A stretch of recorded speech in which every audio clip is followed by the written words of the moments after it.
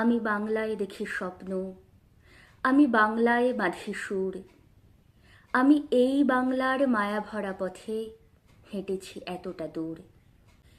যে কোনো ভাষা আমাদের সঙ্গে ঠিক কতটা জড়িয়ে থাকে তা হয়তো দৈনন্দিন কার্যকলাপের মধ্যে আমাদের ঠিক ভেবে দেখা হয় না। কোনো ভাষা ছাড়া আমাদের কথা বলা, স্বপ্ন দেখা, মনের ভাব প্রকাশ কিছুই সম্ভব নয়। আজ আন্তর্জাতিক মাতৃভাষা দিবস এবং আমাদের বাংলা ভাষার গর্ব এইখানে যে আজকের দিনটি আন্তর্জাতিক মাতৃভাষা দিবস হিসেবে স্বীকৃতি পাওয়ার পিছনে আমাদের মাতৃভাষার ভূমিকা রয়েছে।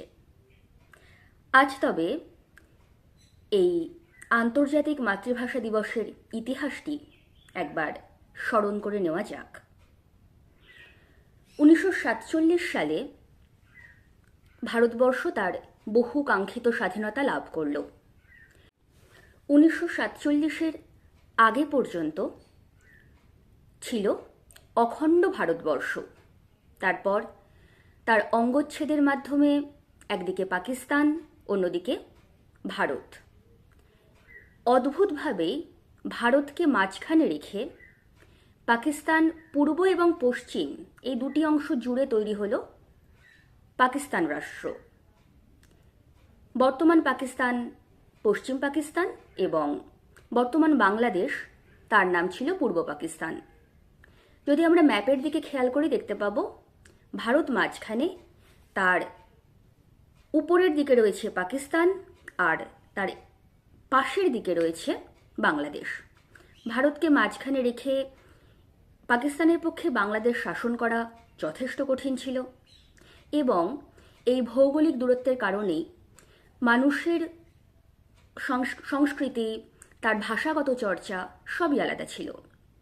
পাকিস্তান যেখানে উর্দু ভাষার সপক্ষে, তাদের সব কিছুই উর্দুতে, সেখানে পূর্ব পাকিস্তান তার সব কিছুই মেলে বর্তমান পশ্চিমবঙ্গের সঙ্গে, কারণ তার ভাষা হলো বাংলা।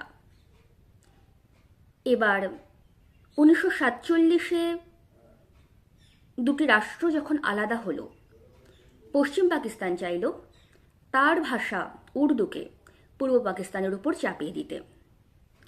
এর বিরুদ্ধে 1947 সালেই ঢাকা বিশ্ববিদ্যালয়ের পদার্থবিদ্যার অধ্যাপক আবুল কাশেম তৈরি করলেন তয়ুদ্দুন মজলিস নামক একটি সাংস্কৃতিক প্রতিষ্ঠান, যা পরবর্তীতে ভাষা আন্দোলনের প্রতিষ্ঠান হিসেবে পরিবর্তিত হল। এই একই সময় নুরুল হক ভূঁইয়ার নেতৃত্বে রাষ্ট্রভাষা সংগ্রাম পরিষদ তৈরি হল, যা পরবর্তীতে সর্বভারতীয় সংগ্রাম পরিষদ ও তারও পরে কেন্দ্রীয় সংগ্রাম পরিষদ হিসেবে রূপান্তরিত হল।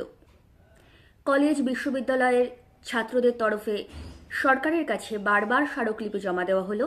দাবি একটাই, রাষ্ট্রভাষা উর্দু নয়, বাংলা করতে হবে, অথবা উর্দুর সঙ্গে সঙ্গে বাংলাকেও রাষ্ট্রভাষা হিসেবে স্বীকৃতি দিতে হবে।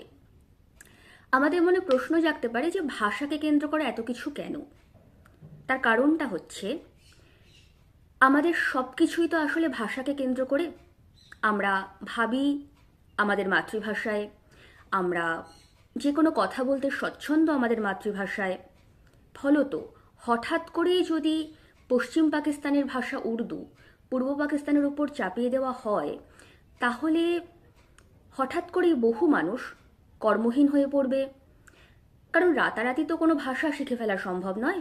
ফলত তাদের পক্ষে বাংলা থেকে উর্দুতে হঠাৎ শিফট করে যাওয়া অসম্ভব হয়ে উঠবে এবং একটা গোটা অংশের মানুষ এর ফলে ক্ষতিগ্রস্ত হবে। বাংলা ভাষা তার এই অতীত গৌরব থেকে ক্রমাগত বিচ্যুত হবে, একসময় হয়তো হারিয়েই যাবে। এই উর্দুকে রাষ্ট্রভাষা করবার সিদ্ধান্তের প্রতিবাদে প্রথমবার পাকিস্তান লোকসভায় সরব হলেন ধীরেন্দ্রনাথ দত্ত।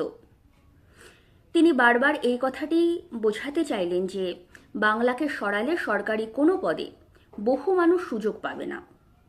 কিন্তু এই সমস্ত বক্তব্য সরকারের সিদ্ধান্তকে প্রভাবিত করতে পারল না। 1948 সালের 21শে মার্চ রেসকোর্স থেকে এবং 24শে মার্চ কার্জন হলে পরপর দুটি জনসভায় মোহাম্মদ আলী জিন্না স্পষ্ট করে দিলেন, উর্দুই হবে পাকিস্তানের একমাত্র রাষ্ট্রভাষা, অন্য কোনো ভাষা এক্ষেত্রে বিবেচিত হবে না। Let me make it very clear to you, and leave no doubt, that the state language of Pakistan is going to be Urdu and no other language. সারা দেশ জুড়ে আগুন জ্বলে উঠল। শেখ মুজিবুর রহমান, শওকত আলী, কাজী গোলাম মেহবুব সহ বিপুল সংখ্যক মানুষ ঢাকা বিশ্ববিদ্যালয় থেকে আন্দোলন শুরু করল। রাষ্ট্র স্বভাবতই এই আন্দোলন দমনে পুলিশ নামালো, গ্রেপ্তার করল বহুজনকে, কিন্তু আন্দোলনকারীরা পিছু হটলেন না। সরকার একরকম সমঝোতায় আসতে বাধ্য হল। এরই মাঝে 1948 সেপ্টেম্বরে মোহাম্মদ আলী জিন্নার মৃত্যু হল। পরবর্তী প্রধানমন্ত্রী হলেন লিয়াকত আলী খান। তিনি একটি অদ্ভুত প্রস্তাব দিলেন। তিনি বললেন, আরবি হরফে বাংলা লিখলে তাহলে একটা কিছু ভাবা যেতে পারে। এটা স্বভাবতই সম্ভব নয়। সুতরাং মোটেই আন্দোলনকারীরা এই মতে প্রভাবিত হলেন না। 1951 সালে লিয়াকত খুন হলেন। নতুন প্রধানমন্ত্রী হলেন খাজা নাজিমুদ্দিন। তিনি ছিলেন চরম বাংলা বিদ্বেষী। 1952 সালের 27শে জানুয়ারি একটি সভা থেকে তিনি স্পষ্ট করে দিলেন, উর্দু ছাড়া আর কোনো ভাষাই পাকিস্তানের রাষ্ট্রভাষা হিসেবে স্বীকৃতি পাবে না। গোটা দেশ জুড়ে আন্দোলন শুরু হলো। সরকার তা দমন করতে 144 ধারা জারি করল। 1952 সালের 21শে ফেব্রুয়ারি 144 ধারাকে অমান্য করেই একটি বিরাট মিছিল বেরোলো, এবং অবশ্যই এটি ছিল শান্তিপূর্ণ মিছিল। এই মিছিল যখন ঢাকা মেডিকেল কলেজের সামনে এলো, পুলিশ তখন 144 ধারা অবমাননার কারণ দেখিয়ে এই শান্তিপূর্ণ মিছিলের উপর নির্বিচারে গুলি চালালো। রফিক, সালাম, বরকত, আব্দুল জব্বার মৃত্যুবরণ করলেন। 100 জনেরও বেশি মানুষ নিহত হল। মুহূর্তে ছাত্র আন্দোলন গণ আন্দোলনের রূপ নিল। 22 ও 23শে ফেব্রুয়ারি গোটা পূর্ব পাকিস্তান জুড়ে হরতাল পালিত হল। বিভিন্ন জনসভা মিছিল হল। 22 তারিখ পুলিশ আবার গুলি চালালো এবং 23শে ফেব্রুয়ারি পুলিশ মিছিলের ওপর নির্বিচারে অত্যাচার করল। সেই দিনই অর্থাৎ 23শে ফেব্রুয়ারি এই অন্যায়ের প্রতিবাদে মুসলিম লীগ সংসদ দল থেকে পদত্যাগ করল। রাতারাতি মেডিকেল কলেজ প্রাঙ্গণে তৈরি হলো শহীদ মিনার। 26শে ফেব্রুয়ারি আনুষ্ঠানিকভাবে তার উদ্বোধন হল। 1954 সালের 7ই মে গণপরিষদে বাংলা অন্যতম রাষ্ট্রভাষা হিসেবে গৃহীত হল, এবং এরই জের ধরে 1956 সালে পাকিস্তানের প্রথম সংবিধানের 214 নম্বর অনুচ্ছেদে বাংলা ও উর্দুকে একত্রে রাষ্ট্রভাষার মর্যাদা দেওয়া হলো। অর্থাৎ 1947 থেকে যে আন্দোলন শুরু হয়েছিল তা একরকমভাবে পূর্ণতা পেল 1956 সালে এসে সংবিধানের মাধ্যমে স্বীকৃতি পাওয়ার মধ্যে দিয়ে। এরও পরে 1971 সালে স্বাধীন বাংলাদেশে বাংলা একমাত্র রাষ্ট্রভাষা হিসেবে স্বীকৃতি পেল। এই প্রসঙ্গে বলে রাখা দরকার, এই স্বাধীন বাংলাদেশের যে মুক্তিযুদ্ধ, তার পিছনেও কিন্তু ভাষা আন্দোলন গুরুত্বপূর্ণ ভূমিকা পালন করেছে।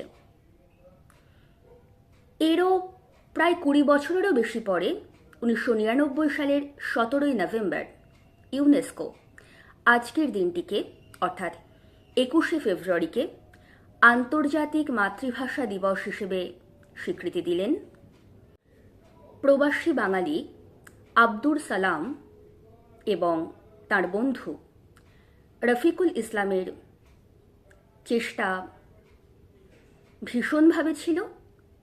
তারা চেষ্টা না করলে বোধহয় আমাদের মাতৃভাষা এমন একটি গৌরবোজ্জ্বল স্বীকৃতি পেত না। আজ আন্তর্জাতিক মাতৃভাষা দিবস, আমাদের সবার আবার তাই এই ইতিহাসের সামনে প্রণত হওয়ার দিন।